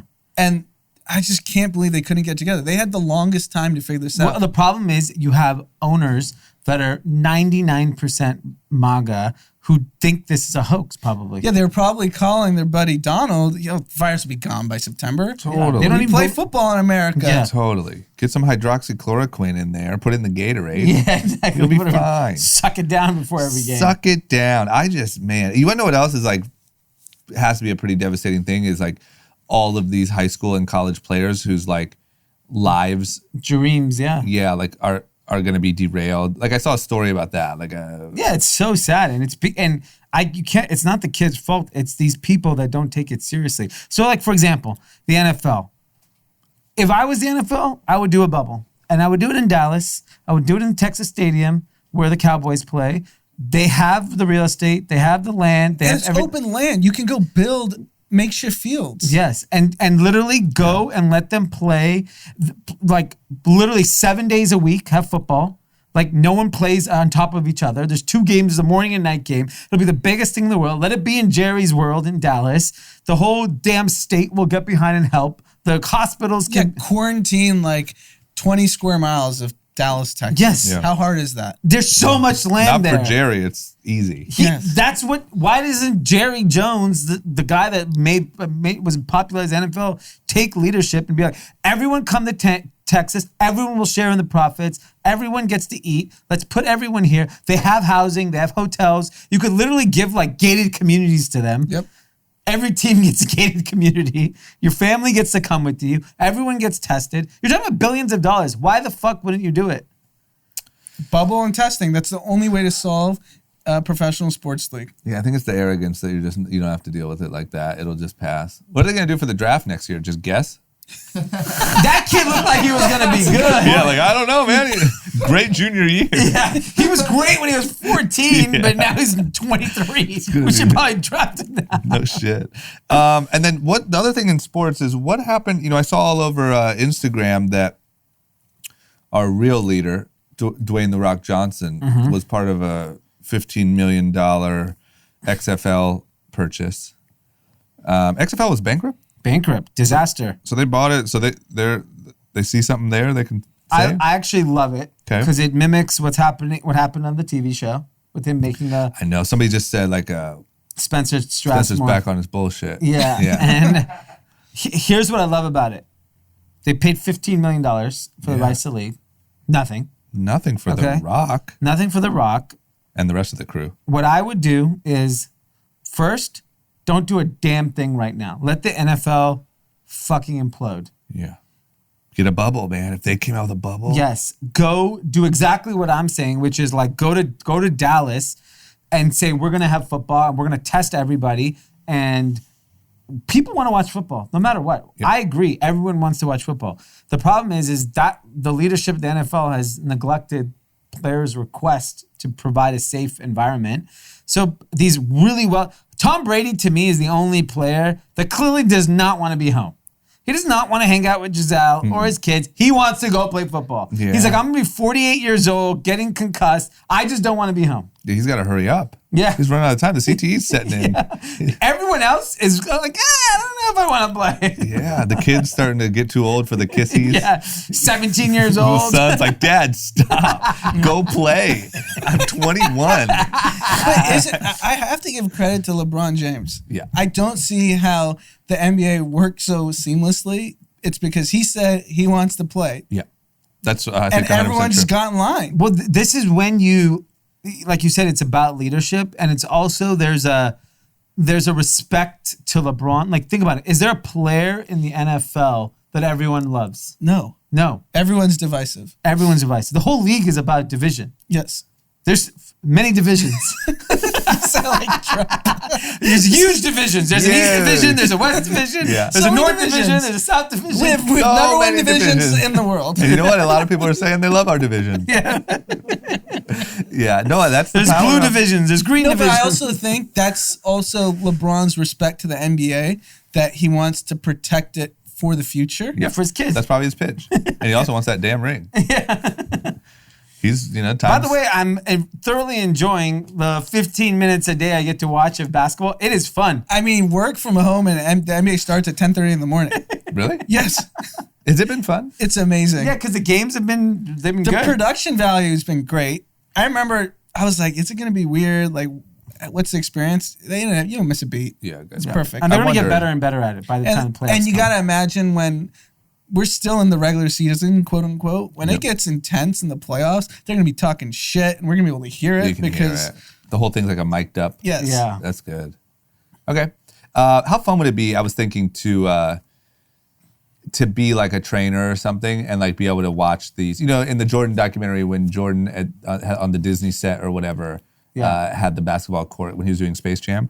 It has to kind of feel like that. Like you're watching these superstars and like there's no crowd. You can hear everything they're saying. Yeah. That'd be really fun. It's fun. I'd love to be in that bubble. It'd be fun to be down in that bubble. I wonder if you could just walk into games. if you're Like, if you're like a If trainer. you're in the bubble? Yeah. Yeah. Because like players are watching each other play. Other teams. Like other around. superstars are watching. Like Chris Paul went and It'd be watched sick. LeBron. It'd be like Coachella for basketball for like months. Yeah. Just hey, did you see at the Mojave tent? Lakers are playing Timberwolves. or if you see there's a game getting close, you run over from your hotel room. Yeah. and catch the That fourth sounds quarter. sick. You know what they should do is take the 100 best college players and be like, you guys get to be in the bubble, practice, do whatever. We'll test you every day. You're the future of the league. That's what the NBA should do. Yeah. So the Orlando bubble is going to be ending in October. Just get the 50 best NCAA guys that you know are going to be in the NBA in the next couple of years. Throw them in the bubble and let them start playing. Yeah, that'd be good. Come on, So LeBron. Do it for basketball. Yeah. Okay, you guys want to talk about business for a second? Okay. Work from home. We've been talking about it. All these companies are really just, cutting office space, getting everyone on work from home. I think Google announced work from home until next summer. Not Zuckerberg. Nope. Zuckerberg has leased some massive office space in New York? Fresh off of the MelroseStreetJournal.com, an article Breaking. at the Farley building, Okay. just adding another 730,000 square feet, adding to his existing square footage. He is up to 2.2 million square feet in Manhattan's West Side. I mean, why not, Mark? So I'll tell you my thesis on New York City. I think short-term New York, there's going to be a flight of very wealthy people moving all over the country because they're going to soon realize you don't need to live in New York City. Yep. I think longer term, if prices came down, if you're 18 to 30, New York City is still the best city in the world to live in.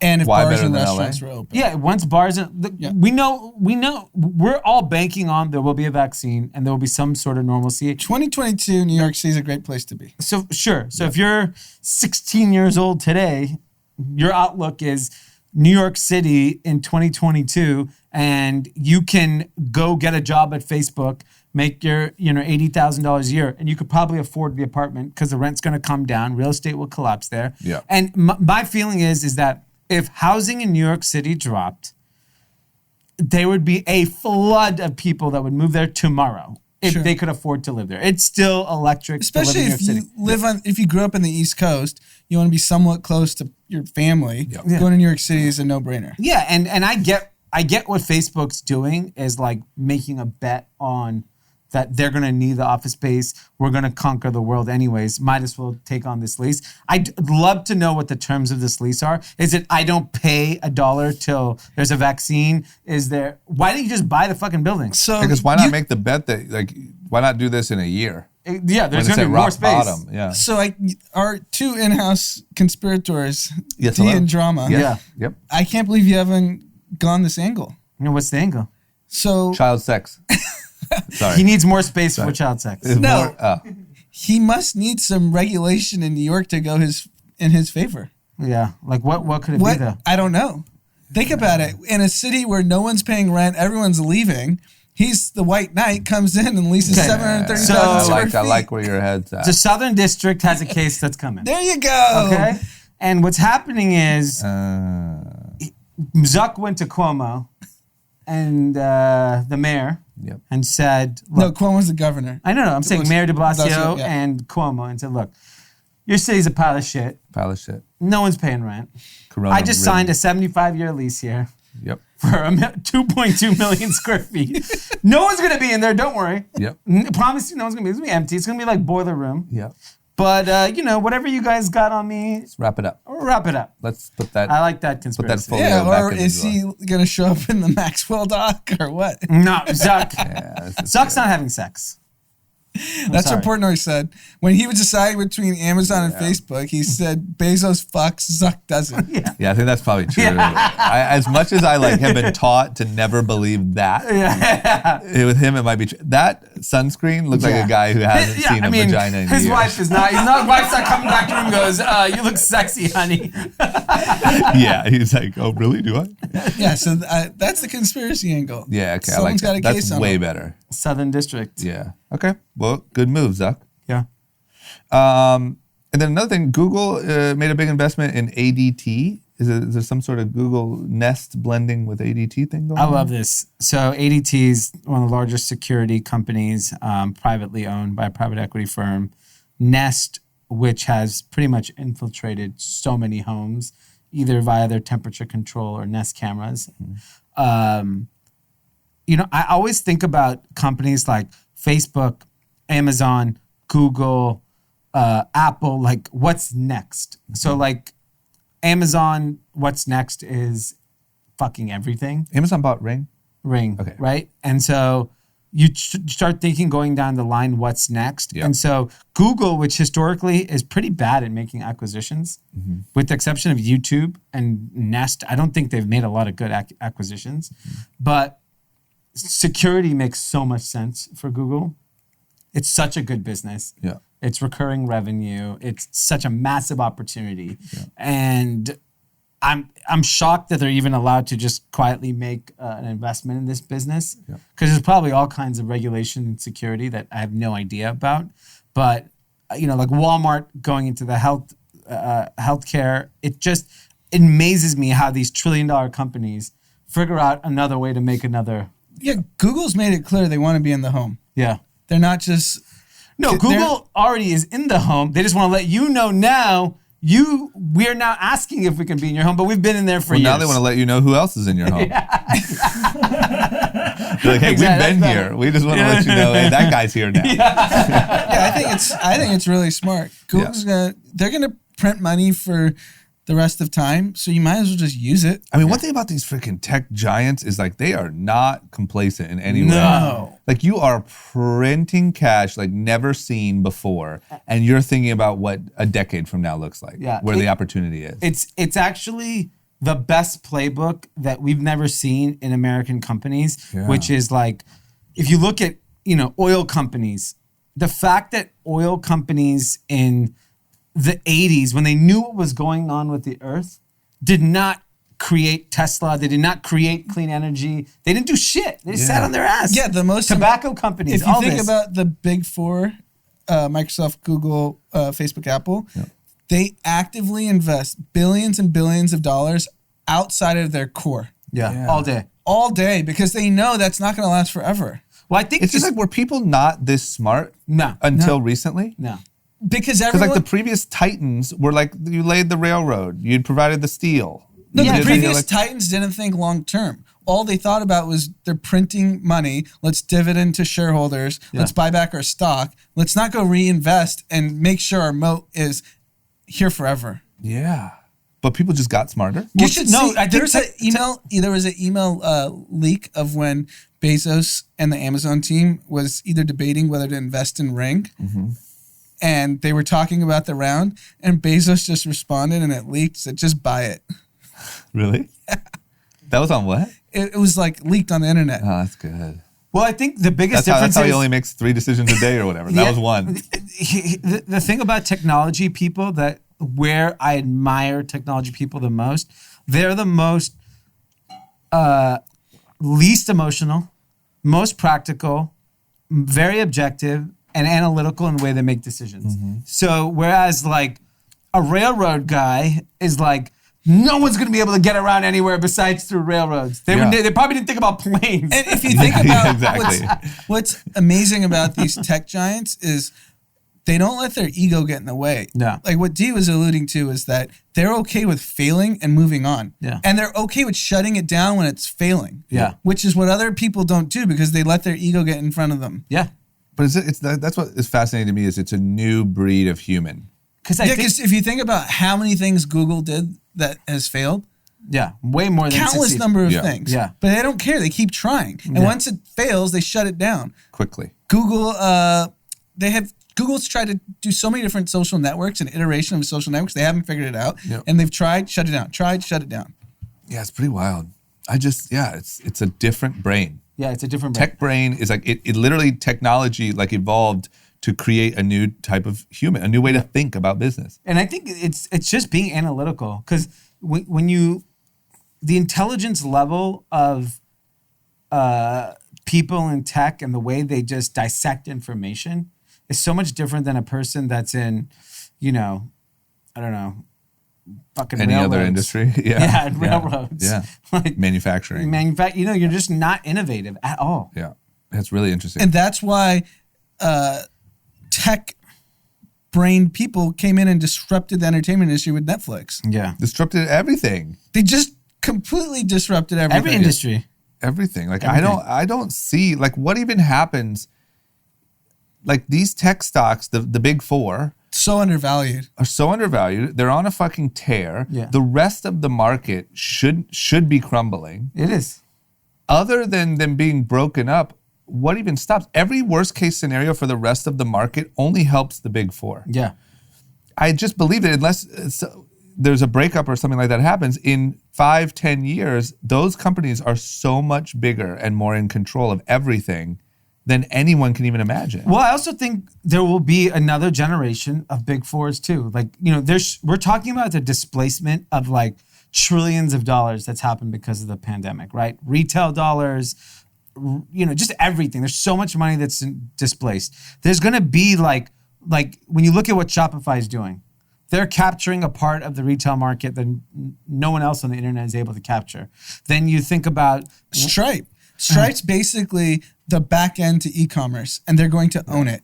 Okay, so let's just say there's the big four, and let's say another two creep in, and then there's the medium-sized six beneath them. Yeah. But it almost feels like we're getting to the point where those big four, or whoever they will be, are so big that they'll just buy anyone. well, they won't be allowed to. regulation. There'll So- be regulation. So that's where it'll cut. So basically, the big four will not be allowed to buy anything that is to their core product. Yeah. So Facebook will never be able to buy anything that enhances their ad product.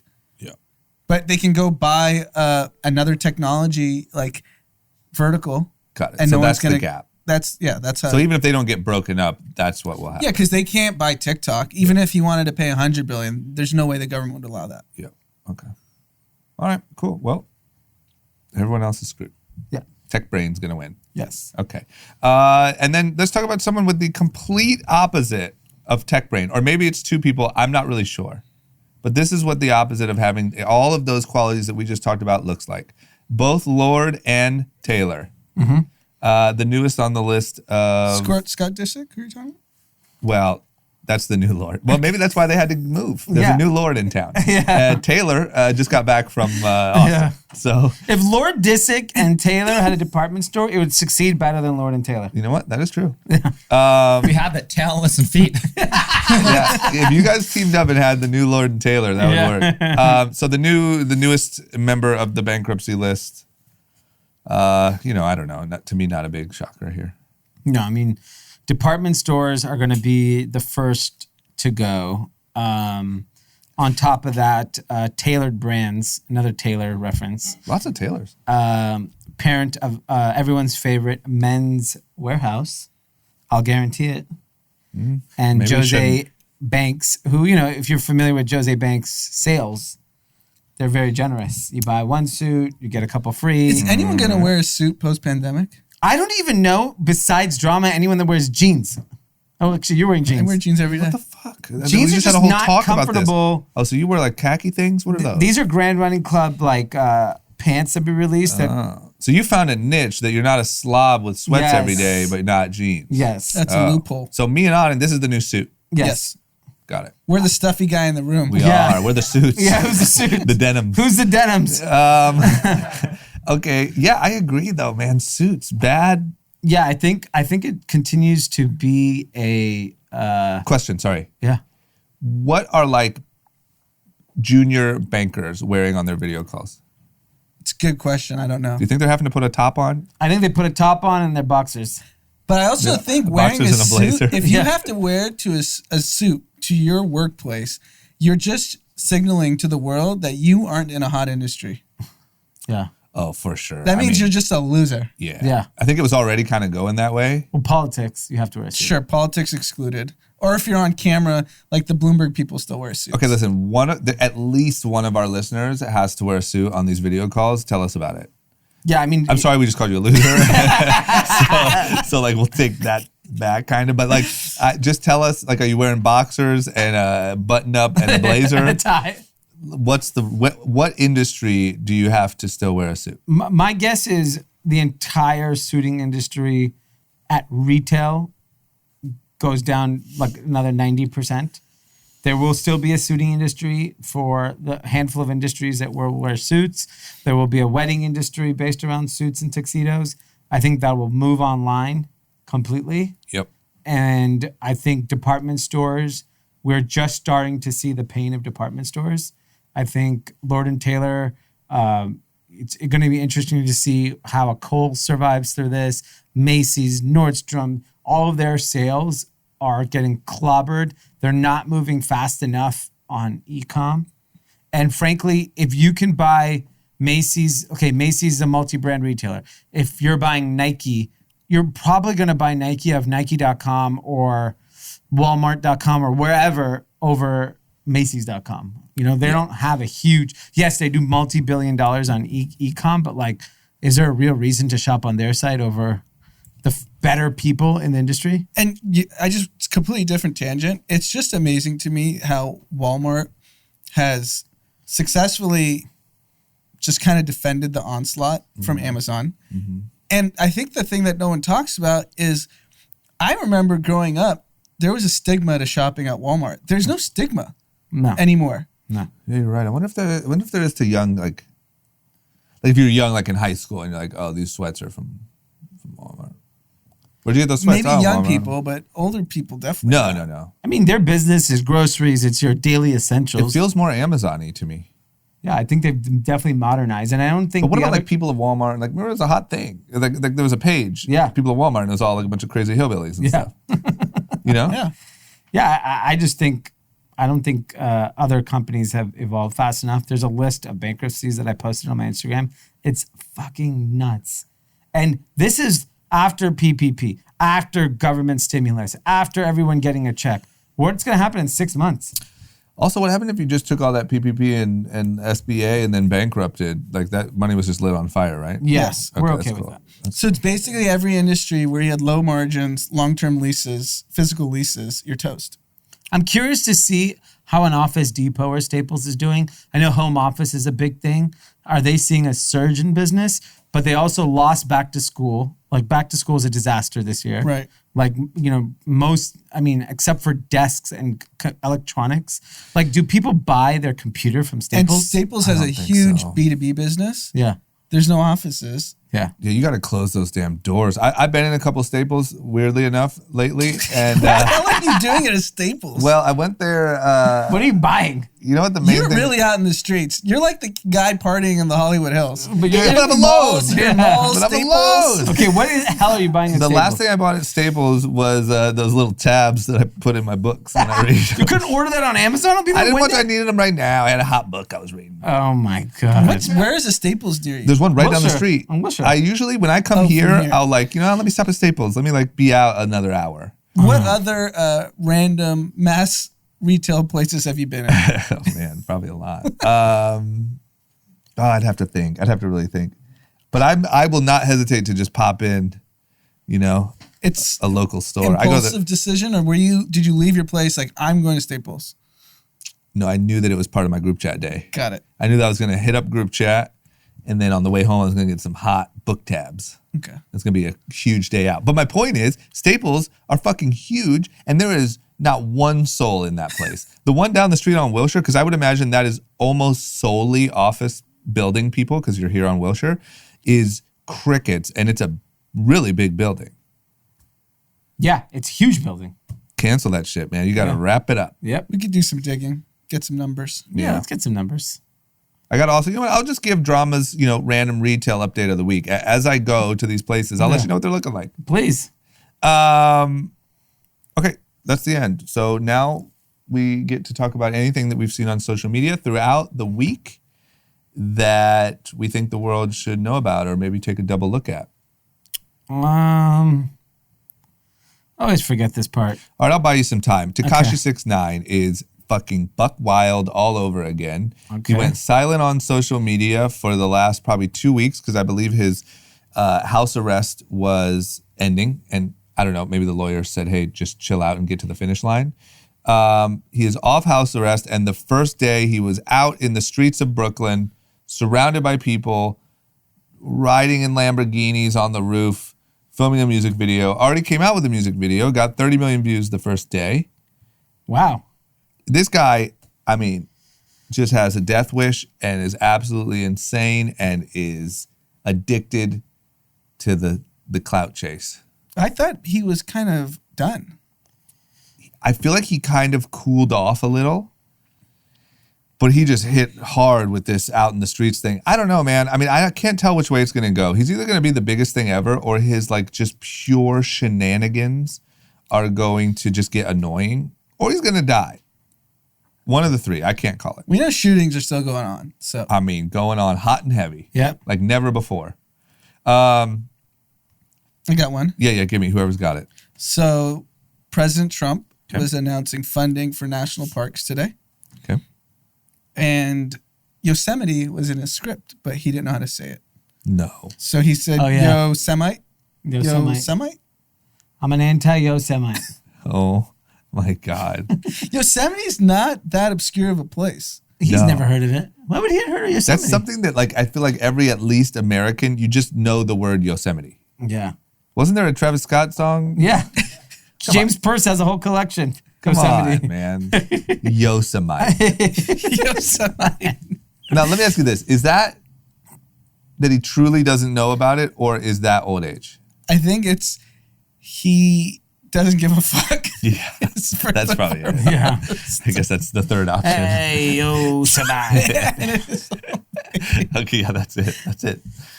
Okay, Yeah, my takeaway from social was Diageo, the large alcohol company, actually had sales increase in the last quarter, good nominally. shit, guys. And the reason why, net tequila sales grew 36% wow, because of Don Julio and Casamigos. goodbye. It's great buy. I'm sure the Casamigos purchase, which they paid a hefty price for, once pumped in through their distribution, is just massive. Well, another win for the home team. I feel like you're probably more connected to that than when I talk about Indians winning. Tequila winning? Yeah. Or specifically Casamigos. Yeah. Yeah, That's true. on brand. True. That's more like tied to your identity. Yeah, it definitely is. Yeah, well, that's good, man. I mean, look, if you lost your job, you're depressed, or maybe you're having one of these secret fucking house parties, tequila's hot.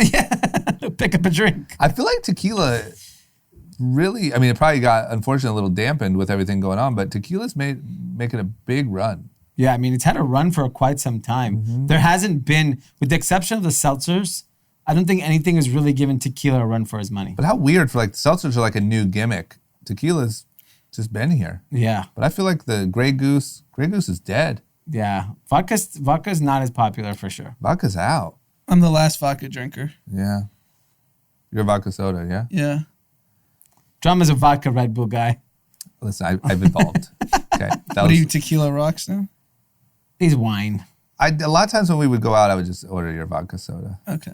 I'm wine unless I'm like really partying, which I haven't done. You know, obviously I haven't done. Now it feels like in ages, and I'm either vodka soda, tequila rocks.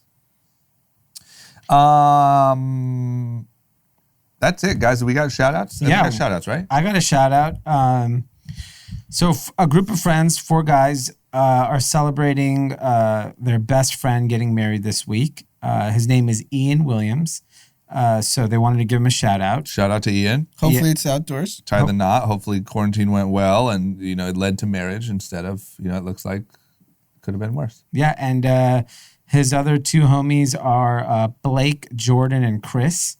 They all listen to the pod. They have a group chat to discuss group chat. Group chat, yeah. That's So congrats, Ian. Good luck with that marriage. good. Congrats, dude. You made it, man. You beat the odds. Yeah, You know? a lot of Corona weddings. I feel like quietly happening. if you were on the edge of maybe proposing or going through with a wedding and you made it this far in quarantine, you're good. Yeah, you're fine. Absolutely. If not, Dr. Dre it. Get out of there. By the way, did you see our story? Dr. Dre filed papers and said they do have a prenup. Oh, they do? Yeah. Wow. So there seems to be some. Misunderstanding. And their kids are of age, so does that mean she walks away with nothing? I'm sure she gets her little, I'm sure he's taking care of her. Okay. right? But yeah, you get no child support. Yeah. And we do have you seem to forgot this little paper you signed. Yeah. Anyway. Okay. And Tim, you got something? Yeah, who else I've we got a birthday shout out.